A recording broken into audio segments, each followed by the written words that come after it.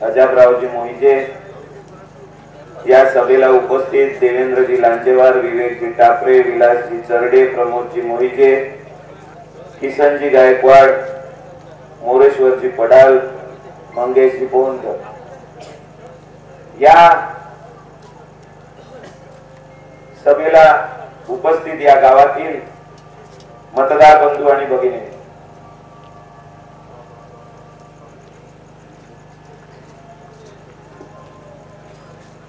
या इलेक्शन मध्ये जवळपास 2 मशीन लागतील असे पायलीचे 50 उमेदवार उभे आहेत. त्याच्यात मुख्यतः 2-3च आहे. मुख्यतः म्हणजे 2 मोठ्या पक्षाचे आहे, एक माझ्यासारखा गरीब पक्षाचा आहे, तिसरा पैसेवाला पक्ष आहे, चौथा. याच्यामधून चांगलं कोण आहे, तुमच्या कामाचं कोण आहे, तुमचे काम कोण करू शकते, तुमचे काम कोण जाऊन अधिकाऱ्याला बोलून ते करून घेऊ शकते, याची जाण तुम्हाला असली पाहिजे. आता तुमचे काम जवळपास सगळे नागपूरमध्ये असते, नागपूर ग्रामीण मध्ये येत असल्यामुळे म्हणून तुम्हाला काटोलला काम नाही पडत, म्हणून तुमचा काटोल चक्कर होत नाही. तुम्हाला नागपूर जवळ पडते काटोल पेक्षा. समजा आले काटोलला, माझ्या वडिलांनी कोणते काम केले आहे वीरेंद्र बाबूला, मी काय काम करतो याचा आढावा पहिले घे जा. मी कशा पद्धतीचं राजकारण करतो, मी भ्रष्टाचार करतो का नाही करत, मी पैसे खातो का नाही खात, लोकांचे काम करतो का नाही करत, याचा आपल्याला आढावा घेतल्यानंतर मतदान करता. येणारे पायरीचे 50 ठोकणारा मारणारा खोटं बोलणार आहे, निवडून द्यायला जायचं आहे. तुमचं भलं होय नाही होय त्याला काही घेत देत नाही आहे. 30 वर्ष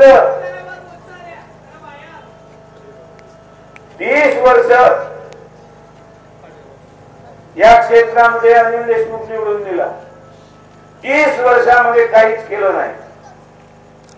एक नवीन फॅक्टरी नावानं त्यांना आणली नाही. सोलार मध्ये त्याचे शेअर आहे म्हणते,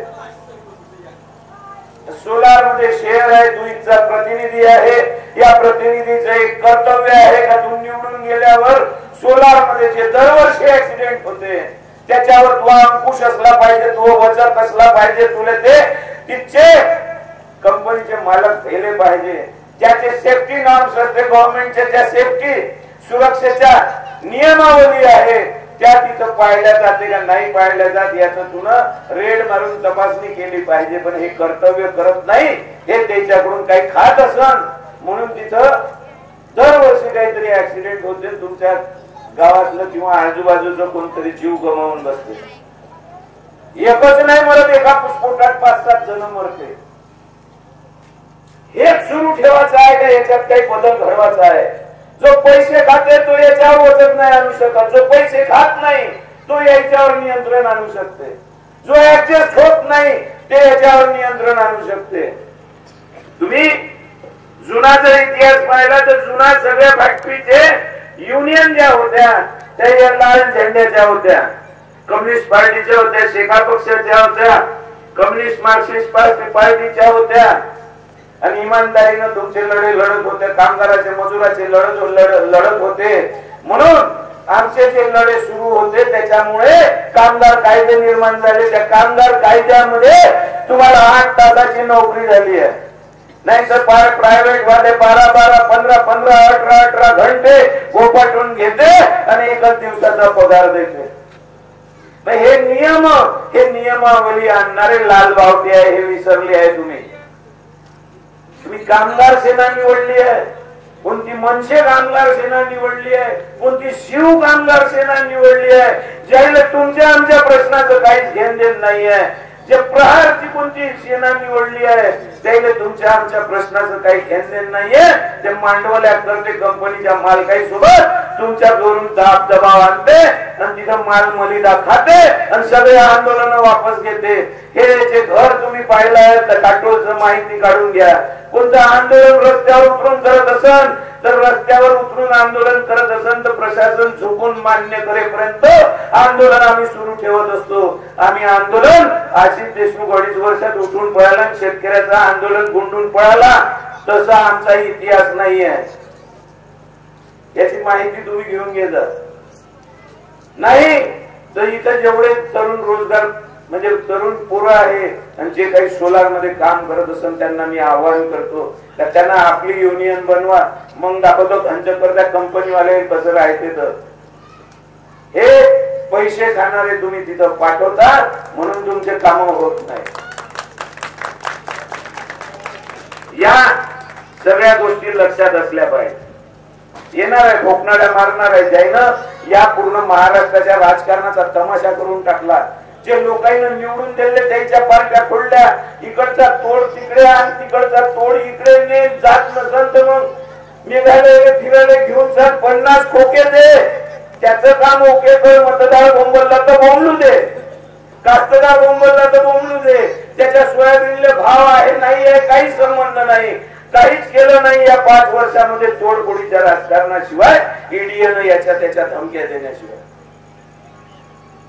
काही लक्ष आहे तुमच्याकडे द्यायचं.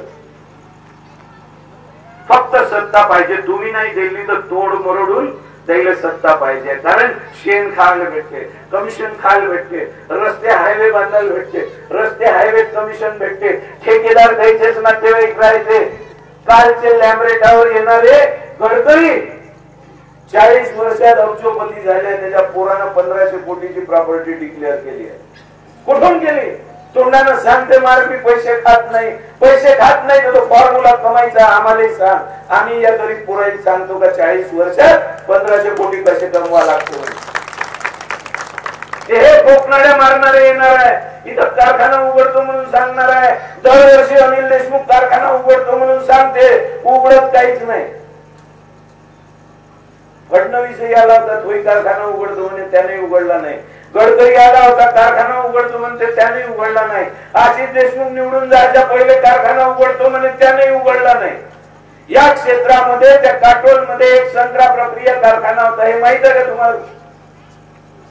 वीरेंद्र देशमुख माझे वडील वरच्या सभागृहामध्ये तुमच्यातून निवडून गेलेले नव्हते, आमदारातून निवडून गेले होते, एमएलसी होते. त्या वरच्या सभागृहामध्ये प्रश्न मांडू संत्र्याचा प्रक्रिया कारखाना या क्षेत्रामध्ये असला पाहिजे म्हणून तो मान्य करून आणला होता. तो कारखाना या गडकरीच्या बच्च्यानं बंद पडला. त्याच्यामध्ये त्रुट्या होत्या, कारण गव्हर्नमेंट होती काँग्रेसची. काँग्रेसच्या गव्हर्नमेंट मध्ये जेव्हा ते उद्घाटनाला आला कारखाना तेव्हा रणजित देशमुख आणि अनिल देशमुख दोघंही मंत्री होते. उद्घाटनाचे रिबीन कापायला आले होते आणि बाबाई तिथं होते. त्याच्यामध्ये एक त्रुटी अशी होती का जो आपण मोंढा माल म्हणतो संत्र्याचे बगीचे आहे तुमच्याजवळ, मग मोठा मोंढा असते ना, मोंढ्याचा ज्यूस काढू का एक्सपोर्ट करू आपण?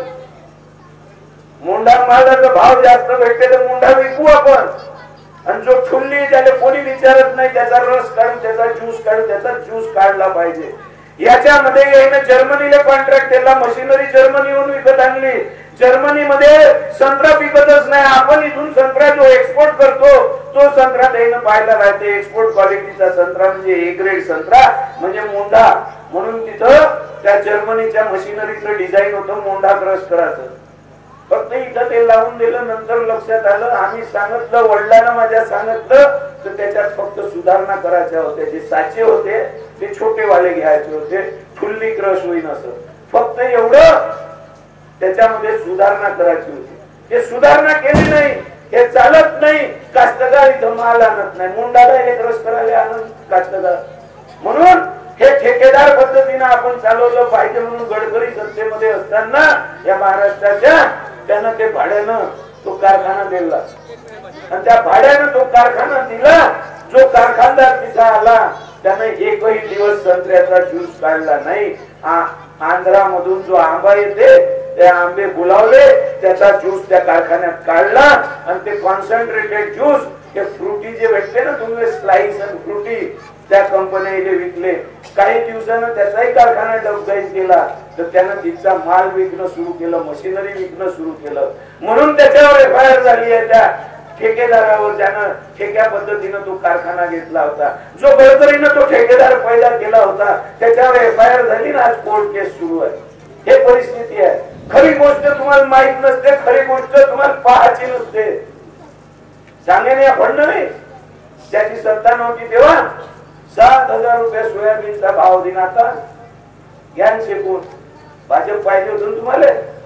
भाजप हे शेतकऱ्याच्या फायद्याचं नाही आहे. शहाची जर मुलाखत तुम्ही विमानातली ऐकली, हमने कभी ऐसा नहीं बोला था हमने कि हम कर्जा किसानों का माफ करेंगे. हम किसानों का नहीं, हम उद्योगपतियों का माफ करेंगे. वो किसानों का जो माफ करेंगे, ये जो बोला गया था वो चुनावी जुमला था. कास्तकारांचे कसला आता 7 दिवस आधी मोदीच्या बच्च्यानं 2 लाख टन गाठी कापसाच्या आयात केल्या आहे आणि तुमचा कापसाचा भाव पडणार आहे. हे तुम्हाला ऍडव्हान्स मध्ये सांगून राहिलो. असे निकम्मे नालायक लोक तुम्हाला निवडून द्यायचे आहेत, ज्याचं तुमच्या प्रश्नाशी काही घेणदेण नाही. तुमचे पोरं फुकट्यात शिकले पाहिजे, कोणाचा गरीबाचा पोरगा डॉक्टर झाला पाहिजे, कोणाचा इंजिनियर झाला पाहिजे, हे प्रश्न सभागृहामध्ये मांडले पाहिजे. का प्रायव्हेट कॉलेजेस आहे, प्रायव्हेटच्या दुकानदारा या लीडर लोकांनी उघडून ठेवले, त्या बंद झाल्या पाहिजे. गडकरी सांगते या शहाणपणा, पण घेते तेच पक्षात. आशिष देशमुख कुठं कॉलेजवाला तर त्याच्याच पक्षात, सागर घंट समीर मेघे कॉलेजवाला कुठं तर त्याच्याच पक्षात. फक्त शहाणपणा सांगणं वेगळं आहे आणि अंगीकारणं वेगळं आहे. आजकाल तर बाबासाहेबाची पूजा करणारी आहे, महात्मा फुलेची पूजा करणारी आहे. अधिकार आहे का त्या भाजपवाले ज्यानं चिकन फेकच केली आयुष्यभर महात्मा फुलेच्या अंगावर? त्याला अधिकार नाहीये त्या माणसाची पूजा करायचा. हे आता लोकशाही दिली, तुम्हाला राजा बनवून ठेवला, तुम्हाला मतदानाचा अधिकार दिला, तुम्हाला निवडायचा आहे राजा कोण करायचा आहे, म्हणून लांबून चालन करते, तुमचे पाया चाटते. आणि एक वेळा तुम्ही त्याच्या मतानं मतदान करून दिलं का मग तुम्हाला ढुंकूनही पाहत नाही. असेच निवडून देत जा निकम्मे नालायक. हेच तुमचं भविष्य आहे. कारण चुका तुम्ही करता, तुम्ही जसे असाल तसा तुमचा राजा राहणार आहे. तुमचंच प्रतिबिंब तुमचा राजा असते. तुम्ही जर पैसे घेऊन मतदान कराल तर राजाही पैसे खाऊच तयार होणार आहे. तुम्ही जर दारू पिऊन मतदान कराल तर राजाही तसाच, तुम्ही कंट्री पेत असाल तो इंग्रजी पिये. तुमचा उमेदवार हा कॅरेक्टरनं साफ असला पाहिजे, बेवडा दारुडा नसला पाहिजे, इमानदार असला पाहिजे. तुमच्यावर जर केस झाली तर वकील तुम्हाला इमानदार लागते. तुमचं दवाखान्यात जायचं असेल तर तुम्हाला डॉक्टर इमानदार लागते. मग तुम्हाला एवढं मोठं क्षेत्र एका माणसाजवळ सोपायचं आहे तर तो आमदार तुम्हाला इमानदार करून नाही पाहिजे. जो इमानदार असेल त्याचाच वचक राहते, जो इमानदार असेल त्याचाच धाक राहते. त्यालाच पोलीस स्टेशन ऐकते, त्यालाच SDO ऐकते, त्यालाच तहसीलदार ऐकते. नाही तर या चिकण्या तोंडाचा मंत्री होता, या पटवाऱ्याले साहेब म्हणे. हे परिस्थिती तुम्हाला पुन्हा पाहायची आहे का? आणि आता त्याचा बोलतार कोण उभं केला आहे. ज्या सर्कल मधून जिल्हा परिषद मध्ये निवडून आला त्याच्यातूनच मागे राहणार आहे. एकही काम नाही केलं, तोंड नाही दाखवलं. इथं निवडून आल्यावर इथेही तोंड नाही दाखवणार आहे. आम्ही वर्गण्या करतो, इलेक्शन लढवतो तेव्हा तुमच्यापर्यंत पोहोचतो. आम्ही दरवर्षी तुम्हाला तोंड नाही दाखवू शकत. पण तुम्ही जर सरकारी पद दिलं, सरकारी यंत्रणा आमच्या जवळ असली, सरकारी भत्ता मिळत राहिला तर आम्ही बरोबर तुमच्यापर्यंत येऊ आणि विचारायला येऊ. जसं आम्ही काटोल मध्ये करतो, आम्हाला तिथच्या तिथं त्याला विचारतो, वार्ड मीटिंग घेतो, त्याला विचारतो काय काम आहे काय नाही हे ते आम्हाला सांगावं. आम्ही रोज काम करत राहतो. माझ्या बापानं करोडोच्या जमिनी दान देऊन दिलेल्या आहे. अनेक झोपडपट्ट्या 14 झोपडपट्ट्या वसवल्या, त्याच्यातल्या अर्ध्या झोपडपट्ट्या माझ्या मालकीच्या वावरावर आहे. दिल्ला एका तरीने त्यानं दान एवढी मोठी जमीन, गळपुऱ्यापासून तर शेवटपर्यंत जे नदीपर्यंत जमीन आहे पूर्ण झोपडपट्टी वसली आहे. माझ्या वडिलांनी दान दिली. नदीच्या वरत आठवड्यात कोणी मरण तर त्या स्मशानभूमी द्यायला लागते. ते स्मशानभूमीची जमीन करोडो रुपयाची आहे. आज समोरच लेआउट आहे, तिथं 2-2 हजार रुपयाचा फुटाचा भाव आहे. तिथं 3 एकर जमीन फुकटात दान केली आहे. कोणत्या लीडरनं केलंय? म्हणून आम्हाला मतदान मागायचा अधिकार आहे. इमानदारीनं काम करतो, लढा करतो म्हणून आम्हाला मतदान मागायचा अधिकार. का पैसेवालेलेच आहे हे उमेदवार? खूप विद्वान उभे आहे. हे काटोलचं छोटं कमळानं उभं केलं, त्याचा इतिहास माहित आहे का तुम्हाला? सागवान चोरी, वॅगन फोडी या कास्तकारांचा मदत करणारा, कास्तकारांचा विकास करणारा ते आमदार मेरे को बनाओ, मैं कास्तकारों का विकास करूंगा म्हणते. मी तुम्हाला असे कास्तकार आणून देतो तर त्यांना आपला बगीचा पोचला, बगीचा तयार झाला ना, आपला माल तयार झाला, उद्या तोडतो नेतो बाजारात. तर रात्री ज्यानं बगीचा तोडून चोरून नेला आहे आणि ज्याने रंगे हात पकडला आहे या चरण ठाकूरले, हे असे माणसं आणून उभे करू शकतो मी का? ह्या संत्रा चोरताना याने रंगे हात पकडलं, मोसंबी चोरताना याने रंगे हात पकडलं. एवढंच नाही तर तिथं आपलं सोनोली म्हणून गाव आहे काटोलच्या पुढं, MIDCच्या पुढं. तिथं राजू राजने नावाचा एक कास्तकार राजू, तो बीजेपीचं काम करे. चरणले तिकीट दिली म्हणून त्याच्या विरोधात काम करणार. कारण ऐकण्याला एक आहे, कारण मजेदार आहे. कारण 20 वर्षाआधी या चरणले रंगे हात त्यांना आपल्या वावरातली मोटर चोरताना पकडलं होतं. तिथं चटापटी झाली, चरणनं उभारीनं त्याच्या बापाला मारलं. 4 दिवस तो बेहोश होता म्हणून तो त्याचं काम नाही करत. हे असे गुंडे नालायक तुम्ही निवडून देणार आहे? काही क्षेत्रात वातावरण तयार नाही. ज्या इराण्याच्या प्रकरणामध्ये मला अटक झाली, ज्या इराण्यानं एका पोरीचा बलात्कार केला, त्याची लाश रेल्वे लाईनवर फेकली. मी त्याच्या वडिलांना आईनं मला विनंती केली म्हणून मी रस्त्यावर उतरलो पोलिसांनी जाब विचारासाठी, ज्याचा तपास लागला पाहिजे. ते इराणी त्याचे हप्ता पुरवते पोलीस आहे, पोलीस त्याच्या सेवेत लागले. इराण्याच्या घरावर प्रोटेक्शन दिलं. माझ्या घरी 150 जण पकडायला आले. रात्री हाकलले, आम्ही हात नाही लावू शकले. 150 आले. इमानदार आहे, कॉलरवर हात टाकाले दम लागते. दुसऱ्या दिवशी जाऊन अटक दिली ना.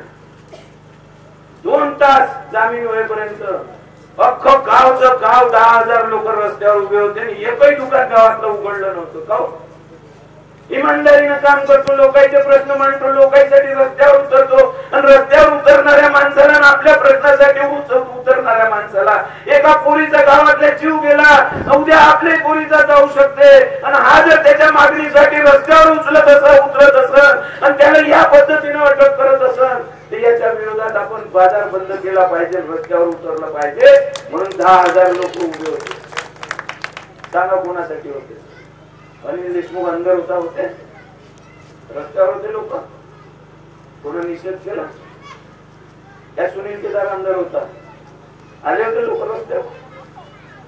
लोकांना माहित आहे हे शेणखाऊ, हे भ्रष्टाचारी आहे म्हणून लोक रस्त्यावर येत नाही. जो भ्रष्टाचारी नाहीये तो त्याच्यासाठी लोक रस्त्यावर येतात. हे आम्ही कमावलं आहे काम, हे नाव कमावलं आहे. कोणी काही म्हणत असेल का उद्या जाऊन पॅक होणार आहे वगैरे फालतूच्या गोष्टी आहेत. हे पैसे घेऊन उभे होते, पैसे घेऊन बसते, याही चर्चा करते. मी तुम्हाला स्पष्ट भाषेत सांगून राहिलो, आई बहिणींनाही ऐकून घ्या. पैसे घेऊन उठणं, पैसे घेऊन बसणं, पैसे घेऊन झोपणं या वेश्येचा धंदा आहे. मी वेश्या नाही आहे. हे काही माहिती लाल मध्ये ताकद नाही आहे ना मला पैशाने विकत घेऊन दाखवे. किती 1000 करोड नाही घेऊ शकत. महाविमान विकाऊ नाही आहे. माझ्या बापानं ते ट्रेनिंग मला दिलं, ते माझ्या रक्तात आहे. असे काही ऑफर आले, काही ठुकरावले. अशी तिकीटच मला आली होती. म्हटलं मला त्याचे विचारधारा पटत नाही भाजपची, मी येत नाही. आमदार व्हायचं नाही का? म्हटलं व्हायचं आहे. जेव्हा लोकांनी मी पटीन लोकांनी वाटण त्या दिवशी लोक मला निवडून देतील. मला अथवा तत्वा ऍडजस्टमेंट करून आणि विचाराचं देवाणघेवाण करून आणि ऍडजस्टमेंट करून मला आमदार व्हायचं नाही ना, तेव्हा चालू असतो. आताही वापरू भाजपची, आताही ठोकरावली. पक्ष कोणी मोठा नसते, पक्ष कोणी लहान नसते, माणूस कोणी लहान नसते, माणूस कोणी मोठा नसते. तुम्ही सगळ्यात मोठे आहे. सगळ्यात मोठा अधिकार मतदानाचा तुमच्या जवळ आहे. तुम्ही लहानाचं मोठं करू शकता, मोठ्याला लहान करू शकता. करू शकता नाही का? मग एनसीपी कसा मोठा पक्ष झाला? एनसीपीतून अनिल देशमुख निघाला तर एनसीपी शून्य होते. भाजप मधून इथचा चरण ठाकूर निघाला, तिचे चाकले निघाले, अजून 2-4 जण निघाले तर भाजपही इथं शून्य होते. तसाच शेका पक्षातून शेतकरी कामगार पक्षातून राहुल देशमुख निघाला तर शेका पक्ष शून्य होते. म्हणजे जे मोठे पक्ष तुम्ही समजता ते पक्ष मोठे नाही आहे, ते माणसाईमुळे झाले आहे. त्याच्या माणसाच्या तुम्ही वर मतदान केलं, मला जर आमदार या क्षेत्रामध्ये निवडून दिला, माझाही पक्ष मोठा होता. मी आघाडीचा घटक पक्ष आहे, मी आघाडीमध्येच राहणार आहे. लाल झेंडेवाला एकच या विदर्भात उभा आहे आघाडीकडून. आणि तुम्ही जर मन निवडून दिला तर मी तुम्हाला हा विश्वास देतो की विदर्भातून एकटा असल्यामुळे मी मंत्री सुद्धा महाविकास आघाडीमध्ये होऊ शकतो. तुमचे काम करणं सोपं जाईल, तुमचे काम सुरळीत होतील, तुम्हाला फंड देणं सोपं जाईल. अथवा मी आश्वासन देत नसतो, पण तुम्हाला एक आश्वासन जरूर देतो का मी जर आमदार झालो तर पहिल्या दिवशी या क्षेत्रातला भ्रष्टाचार बंद करेल. दुसरं, या क्षेत्रामध्ये प्रक्रिया कारखाना आणण्याचा प्रयत्न करीन, जेणेकरून जे बेरोजगार आहे त्यांच्या हाताला काहीतरी काम भेटल. तिसरं, जे कारखाने इथं बिना नियमानं सुरू आहे त्याच्यावर नियमावलीचं सक्त पालन केल्याशिवाय कारखाना उघडू देणार नाही. आणि त्याच्यानंतर मी आमदार असताना त्याची हिंमत जर झाली उघडण्याची तर त्याच्यावर शील ठोकण्याची कारवाई आमदार म्हणून मी करून दाखवेन. तुमचे जीव काय रस्त्यावर थोडी पडले. हे जिम्मेदारी प्रतिनिधीची असते. तुम्ही जो प्रतिनिधी पाठवता, हे मी तर असं ऐकलंय का सोलार मध्ये अनिल बाबूचे शेअर्स आहे म्हणून ते ऍडजस्टमेंटचं राजकारण करते, दूर उभे राहायचे. पाहिलं नाही नाटक ते मागच्या वेळी पाऊस सुरू होता तेव्हा आंदोलन सुरू होतं, मी आलो होतो तिथे पाहत. माझ्या ते नाटक जमत नाही म्हणून मी आपल्या गाडीत बसलो निघून गेलो. हे नाटक करणारे तुम्हाला पाहिजे का? हे क्रिमिनल तुम्हाला पाहिजे आहे? एक नवीन आलाय पैसेवाला शिलाई मशीन घेऊन कुंडी सांगून राहिला. एका कुंड्या शेतकऱ्यानं आत्महत्या केली. त्या शेतकऱ्यानं चरण ठाकूरच्या भावाकडून कर्ज घेतलं 10 लाख रुपये, सुरेंद्र ठाकूर. त्यानं 6% व्याज लावलं, त्याचे 60 लाख देऊन दिले काकाजी त्यानं वापस. तरी त्याचं व्याज चक्रीवाढ सुरूच होतं. आणि आता उद्या पुन्हा तो व्याजासाठी फोन करत बा या धाकानं. आदल्या दिवशी त्यानं माझ्या नावानं चिठ्ठी लिहिली आणि मरून गेला. पुऱ्या क्षेत्रात त्याला मीच करून दिसलो. त्याच्यात लिहिलं होतं का राहुल मी गेल्यानंतर या ठाकूराईचा बंदोबस्त कर. यानं अनेक कास्तकारांच्या जमिनीच्या विक्र्या करून घेतल्या आहे जबरदस्ती आणि त्याला व्याजानं लुटून राहिला आहे. याचा व्याजाचा धंदा आहे. मग याचा भाऊ जर असं लुटारू धंदे करत असेल, कास्तकारांचे जीव घेत असेल, आत्महत्या ते कास्तकार करत असेल, या कास्तकाराचा वाली होऊ शकतो ठाकूर. दुसरी गोष्ट, जो कुंड्याचा हाव आणून राहिला, कुंडी आहे म्हणून सांगून राहिला चिचकारचा पोरगा, तर या शहाजी राऊतची आत्महत्या झाल्यावर आणि यानं चिठ्ठी लिहून ठेवली होती का याचा व्याजाचा धंदा आहे, यानं व्याज घेतलं त्याच्यामुळे मी शेतकरी आत्महत्या करत आहे, त्याच्यावर कारवाई झाली पाहिजे.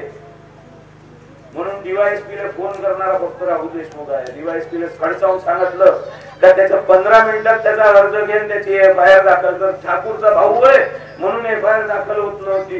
मी त्याला 15 मिनिटात एफआयआर दाखल करायला लावली. आज सेशन कोर्टामध्ये तो शहाजी राऊत जिंकला, या हायकोर्टात गेलाय. हायकोर्टातही हारला, सुप्रीम कोर्टात जाईल, सुप्रीम कोर्टात हारला. या चरण ठाकूरच्या भावाला जेल होणार आहे, त्याच्या पोराला जेल होणार आहे, हे निश्चित आहे. या इमानदारीने लढणारे पाहिजे का जात पात इलेक्शन मध्ये सांगणारे पाहिजे. मी कुंडी नाही होता,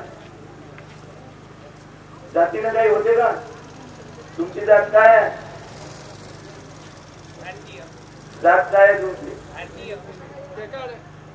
टेकाडे. मग टेकाडे केली ना, मग केली जर मोदी आला तर पाऊस तुमच्याच वावरात पडते, कुंड्याचा नाही पडत का? तुमच्या सोयाबीनचा भाव वेगळा राहते ना, माझ्या सोयाबीनचा वेगळा राहते का? राहते का? मग याच्यात जातीचा काय संबंध आहे? याच्यात धर्माचा काय संबंध आहे? याच्यात राम मंदिराचा काय संबंध आहे? अरे तुमचे आमचे प्रश्न सारखे, भुकेले आम्ही लागलोय, महागाई वाढली आहे, सिलेंडर वाढलाय, त्या महागाईवर अंकुश असला पाहिजे, गरीब पोरं फुकटात शिक्षण घेतलं पाहिजे. आपले जे प्रश्न आहे, हिंदू असे, मुसलमान असे, तेली असे, मराठी असे, कुणबी असे, सारेचे प्रश्न सारखे आहे. शेतमालाला बाजार भाव मिळाला पाहिजे, एमएसपी प्रमाणे भाव मिळाला पाहिजे, हे आपले प्रश्न आहे. देव धर्म आपले प्रश्न नाही आहे. त्याच्यासाठी आपण आमदार निवडून नाही देत, त्याच्यासाठी सरकार बसत नसते, सरकारचे हे काम नाही आहे.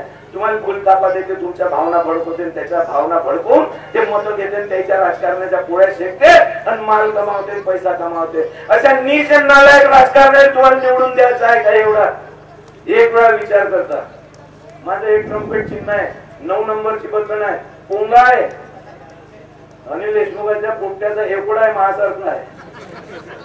हेकोड्या बापाची औलाद असल्यामुळे, हेकोड्या सगळ्या माणसाची औलाद असल्यामुळे महासारखा आहे. पोंगा आयुष्यात 3 वेळा वाचते, जन्माले वाचते, लग्नाले वाचते, मरणाले वाचते. जितकाच मोठं आत्ताच पैदा झालाय त्याचा पोंगा वाचून गेलाय म्हणून त्याची बटन दाब जाणं का. ठाकूरांना 62व्या वर्षी लग्न केलंय, त्याचा बी लग्नाचा पोंगा वाचलाय, त्याची बटन दाब जाणं का. बटन माया पोंग्याची दाबजा, कारण अनिल देशमुखाच्या राजकारणाची मय्यत आपल्याला करायची आणि त्याचा पोंगा वाजवायचा आहे. एवढं लक्षात ठेवा. आणि माझ्या पोंग्याला मतदान करा, त्याला ट्रम्पेट म्हणते. ट्रम्पेट हे लक्षात ठेवा. मी पॅक होणारा माणूस नाहीये, मी पॅक होणार नाही. क्षेत्र इतकं मोठं आहे का डबल तुमच्या गावात येऊ शकणार नाही. बूथ लावले असन, कोणी त्याला विकत घेण्याचा प्रयत्न करन, त्याला मोडमाड करण्याचा प्रयत्न करन. काही बूथावर अवलंबून नाही आहे, काही कोणा लीडरवर अवलंबून नाही आहे. तुमच्या एका मतामध्ये ताकद आहे, तुम्ही त्यांना ताकद शेवटच्या दिवशी दाखवली पाहिजे. कोणी बूथ प्रमुख नाही राहिला, काही नाही राहिला. जसा 3 महिन्याआधी तुम्ही रिझल्ट दिला, एका उपसरपंचाला खासदार बनवून दाखवला, तेव्हा बूथ बी नव्हते लागले आणि कोणीच प्रचार करायलाही नव्हतं आलं. तुम्हीच ठरवलं होतं काय करायचं आहे. असंच वातावरण या क्षेत्रामध्ये आहे. लोकांना चोर उचकही नाही पाहिजे, भाजपही नाही पाहिजे. भाजपच्या महागाईला त्रासले, त्याच्या धोरणाला त्रासले आहे. आणि 30 वर्षाचा या निकमाई नाही पाहिजे. लोकांना बदल पाहिजे आहे, नवीन चेहरा पाहिजे आहे. पूर्ण गाव मी फिरून राहिलो, चांगला रिस्पॉन्स आहे. तुमच्या गावातून मदत झाली पाहिजे एवढी अपेक्षा करतो आणि माझे 2 शब्द संपवतो. धन्यवाद.